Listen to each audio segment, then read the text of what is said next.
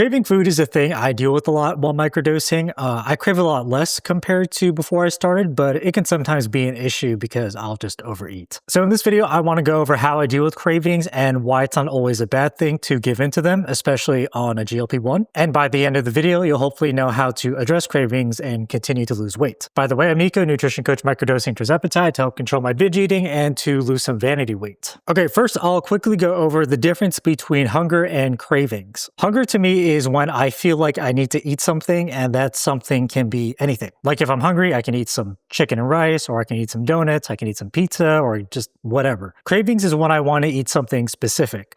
Sometimes there is some overlap, but if I catch my cravings, it's kind of different than hunger. I'm explaining this because how I deal with hunger is different from how I deal with cravings.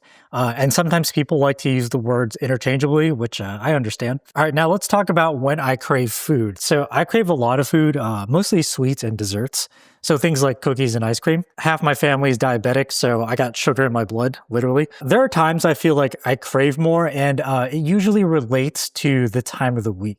So I tend to crave less after I take my shot because my appetite suppression is high. And even though I get less cravings, it doesn't mean I don't crave. It's more so that I want something but don't feel like the need to act on it. Before shot day, when the GLP-1 wears off, is when I tend to crave more food, and I'm more inclined to go out and give into the cravings. All right, now that we went over when I crave, let's go over how I categorize cravings. To me, cravings are either random or habitual. Random cravings come from things that are sort of out of my control, like random thoughts about food, seeing food on social media, like if it comes up on my feed while I'm scrolling, smells of food, or if I see like advertisements, like if I'm out and I smell barbecue, or if I'm driving and I see a McDonald's. And sometimes cravings can come from another person, like if someone I know craves something and then they tell me about it, then I start to crave it. So these are all what causes my random cravings. Now let's talk about habitual cravings. Habitual cravings are cravings that consistently come up and are just part of like my routine. So some examples would be wanting a snack while you watch your favorite TV show, treating yourself after a workout, or coming home from work, or eating desserts after a meal. Like I eat out at restaurants a lot.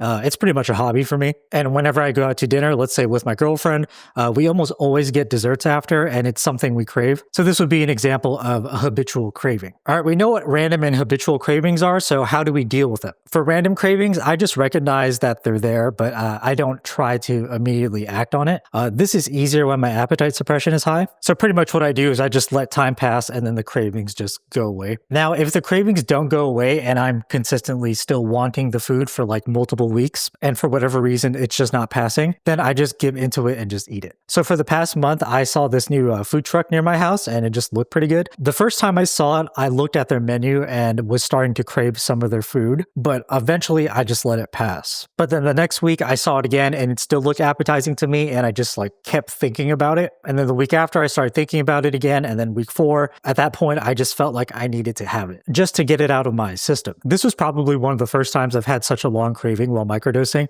so it was pretty interesting. And the food I was craving was these spicy chicken loaded fries, which was just like fried chicken tenders that were cut up with some sort of chipotle mayo and like curly fries or something. Or not curly fries, but just like these wavy fries.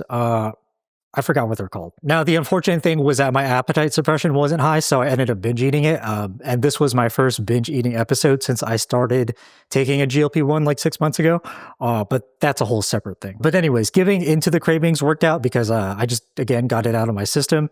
And I don't really want it anymore. If I could give practical advice, it would be try planning ahead when you're going to give into your cravings. Like sometimes I would just eat less when I know I'm going to eat out for, let's say, like dinner or something. For example, in this picture, which is kind of hard to see, I had a drink, some truffle mac and cheese, some Wagyu sliders, a beet salad, and garlic noodles. I knew I was going to give into cravings and just have this for dinner. So earlier in the day, I just had some protein drinks and some chicken and some rice. Really just light eating because I plan on eating out. Also, I share this, by the way. If I ate this by myself, I would for sure be gaining weight and probably have nausea because it's a lot of food. All right, how do I deal with habitual cravings? Habitual cravings require more effort to change because they're habits, and I'm currently not interested in changing my habitual cravings, so I just give into them. If I'm by myself, I just deal with the cravings and just let it pass, but if I'm out socializing, and again, let's say I'm eating a dessert after dinner, I just have it. It for sure can potentially slow down my weight loss progress, but also it doesn't really matter too much in the long run or in the grand scheme of things.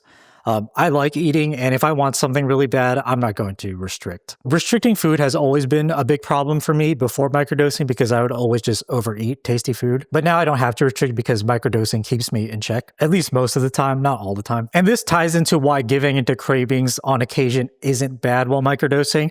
Like if I'm getting appetite suppression and I crave something, I can eat it and be full and satisfied while still losing weight. I think it would only be a problem for me when I can't control myself or if I give into cravings so much that I just stop losing weight. And if that happens, I either have a dosing problem or a problem with my weight loss plan. Anyways, that's the video. Hope this helps with your cravings. Thanks for watching. Bye.